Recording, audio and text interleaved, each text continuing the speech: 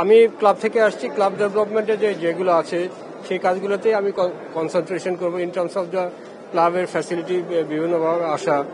এখন দেখা যায় যে প্লেয়ারদের উপরে বেশি কনসেন্ট্রেশন দেওয়া হচ্ছে ক্লাবের চাইতে, বা ক্লাবটা আসতেছে কিন্তু সেরকম ভাবে আসতেছে না। আমার কাছে মনে হয় বিভিন্ন রকমের পলিসিগত সাপোর্ট আমাদের ক্লাবগুলোর দরকার।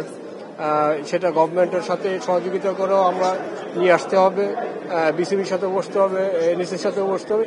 এই কাজগুলো করাটা এটা মনে হয় বেসিক আমাদের একটা কাজ হতে পারে। তারপরেও এটা তো আমার উপর ডিপেন্ড করে না, এখন বোর্ড আসবে, বোর্ড আমাকে যে কাজ দিবে আমি অবশ্যই গ্ল্যাডলি সেটাকে অ্যাকসেপ্ট করবো এবং সেটা আমি জি ক্লাব ক্রিকেটে আমি সমস্যা বলতে বুঝাই যে ধরেন ক্লাবগুলো 20 বছর 30 বছর ধরে ক্লাব আসছে কিন্তু একটা ক্লাবের নিজস্ব একটা মাঠ নেই, একটা ক্লাবের নিজস্ব ভালো একটা ফ্যাসিলিটি করার ইয়ে নেই। প্রতি বছরই ক্লাবগুলো করার সময় দেখা যায় যে মোস্টলি সিঙ্গেল স্পন্সরদের উপরে ডিপেন্ড করে, একটা মার্কেটিং এর একটা ইয়ে থাকে।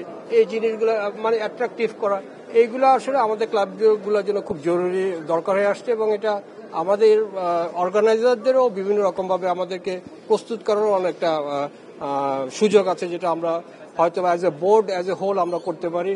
এবং তার সাথে সাথে জেলা পর্যায়গুলো যদি আমরা কাজ করতে পারি, কারণ জেলা পর্যায় থেকে যারা উঠে আসে তারাই কিন্তু থার্ড ডিভিশন কোয়ালিফাইং এগুলো থেকে আসে।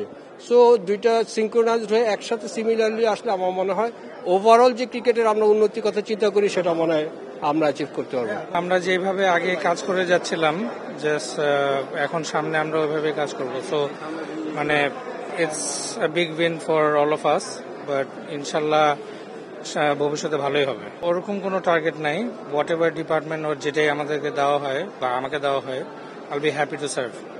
পছন্দের কোনো ডিপার্টমেন্ট না, এরকম কিছু না। মানে যখন এরকম কোনো ডিসকাশন হয়েছিল আমি বলেছিলাম যে মানে what ever it is I am ready to serve cricket, because এইটাই আমরা সবসময় করে আসতেছি। So that's what we want to do.